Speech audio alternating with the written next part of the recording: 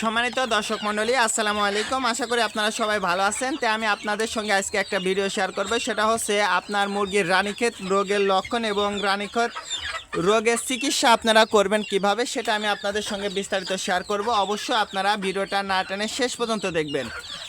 তো যেহেতু আপনারা জানেন যে এই শীতের সময় কিন্তু রোগ বালাই বেশি হয়, বিশেষ করে আপনার মুরগির যদি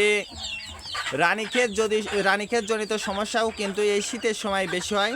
তো এক্ষেত্রে আপনারা আপনার মুরগির বাচ্চা বা মুরগিকে কী ওষুধ খাওয়াবেন আমি সেটা আপনাদের সঙ্গে বিস্তারিত শেয়ার করব। অবশ্যই ভিডিওটা না টেনে শেষ পর্যন্ত দেখবেন। রানীক্ষেত রোগের যে কয়টা লক্ষণ আছে তার মধ্যে অন্যতম হচ্ছে জীবাণু।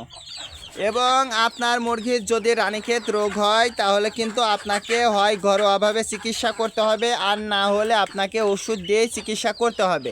তো সেক্ষেত্রে আমি কয়েকটা লক্ষণ আপনাদেরকে দেখাই। দেখুন, এই যে আমার একটা মুরগির বাচ্চা আমি আপনাদের জাস্ট দেখাই।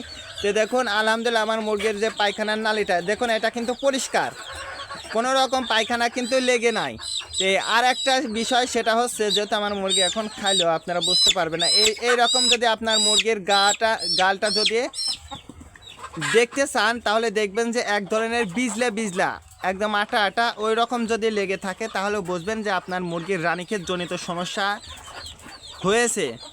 এক্ষেত্রে অবশ্যই আপনাকে 2টা ওষুধ দিতে হবে। যদি আপনার পায়খানার নালী অর্থাৎ আপনার মুরগির পায়খানার নালীতে যদি পায়খানা লেগে থাকে তাহলে কিন্তু অবশ্যই আপনাকে 2টা ওষুধ চালাতে হবে। আর যদি আপনার মুরগির পায়খানার নালীতে যদি পায়খানা না থাকে তাহলে অনলি একটা ওষুধ চালাবেন।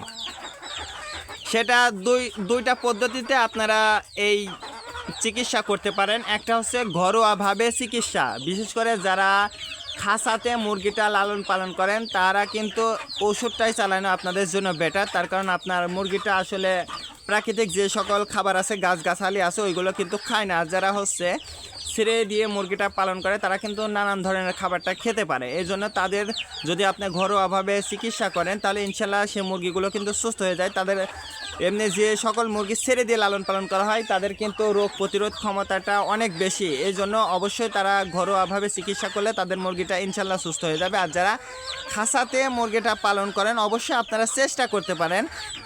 যারা খাঁচাতে মুরগিটা পালন করেন অবশ্যই আপনারা এই যে সিপ্রো ওষুধটা কিন্তু আপনি আপনার দেশি মুরগিকে রানীক্ষেতের ওষুধ হিসেবে আপনারা ব্যবহার করতে পারেন। সেক্ষেত্রে আপনার মুরগির যদি পায়খানার নালীতে যদি পায়খানা লেগে থাকে তাহলে এই সিপ্রোর সঙ্গে আপনারা কক্সিকে